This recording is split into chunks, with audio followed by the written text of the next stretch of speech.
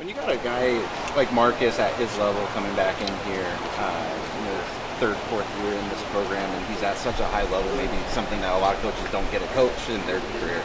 Is there any learning curve for coaches in terms of just how you coach a guy like that? Sort of, yeah. I mean, he is elite, or whatever the right word is right now. The neat thing about Marcus, as I've said in the past, he has such a desire, a willingness, and ability to improve and to go out and put in the work that it takes to get better, even with how good he is. And at this stage, a lot of that is developing the guys around him and keeping the freshmen on the same level as some of these guys that we've had in the past around here. And so, he still has a big ceiling in so many ways, which is scary. And yeah, I've told Frosty that many times of, hey, this ain't normal. But to have a guy like this. But do you have to get used to, like I said, a lot of times people don't get to coach somebody like that. Is it a process for you in terms of maybe I can expand with this guy in certain things? I think you can expand with everybody else. You're not. Marcus has been a guy that from day one he has learned exceptionally well. So it was more of if as an offensive kind of philosophy, you're never going to do anything your quarterback can't do. And then it's a matter of kind of pushing with everybody else and kind of figuring out what your O-line can do, and then you just kind of force everybody else to learn it. And he has always helped us push the envelope that way. You go back to his true freshman year, he was way ahead of kind of all the curves, whatever those are. An exceptional learner, exceptional just corrector when he does do something wrong or it's not on time. That's an invaluable skill as a quarterback. When that guy is the guy that is doing it consistently correctly, then you're honing everybody else. So I think his that's why it's so important in that position to be great every single day of practice.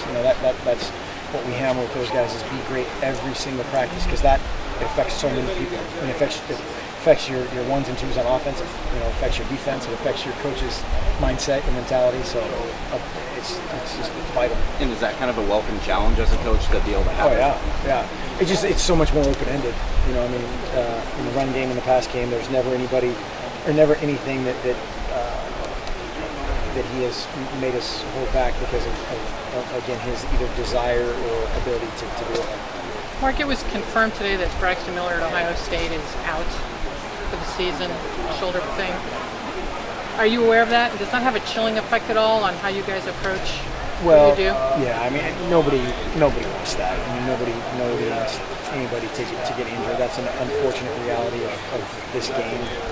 Is that happens, but it happens. It happens, and we just have to move on. And I'm sure they'll be fine. Obviously, not in the ideal situation for their side of it, but they'll move on.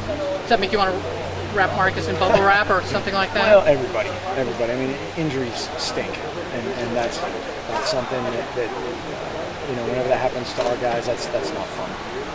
Mark, you talked about Marcus and obviously what he brings to the squad. What about on the other side of the ball, Ifo, the senior? Does he bring those same leadership qualities, and how has he stepped up in that role? And has he changed much this fall? He hasn't changed much this year, and that's in a really good way. I mean, he's been probably a little bit more vocal. Ifo's a much more naturally vocal leader, than certainly Marcus is, just as their temperament and their mentality. But he's done a great job.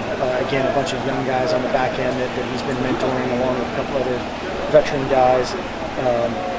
And Ifo has practiced great as well. A lot of guys yesterday talked about Marcus being more vocal out there. What have you seen from him during fall camp so far in that regard? Yeah, he has been more vocal, and that's something that I know he's been trying to work on while staying within his personality. He's never gonna stand up and throw a garbage can and lead a halftime speech or something. Although he's been more vocal on the sideline and at halftime. But he's done it's been neat to see his progression and just his growth. Corona said that when Marcus talks, everybody stops what they're doing and listens. How do they respond to him? They try to do whatever he says immediately. That's what he didn't realize at the beginning. He had that credibility the day he stepped on campus just by how he worked.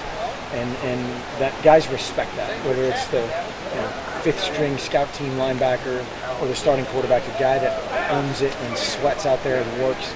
that's instant credibility. And Marcus had that kind of it factor of guys wanting to follow him and almost thirsting for his leadership for a long time. And it's been again to see that progression.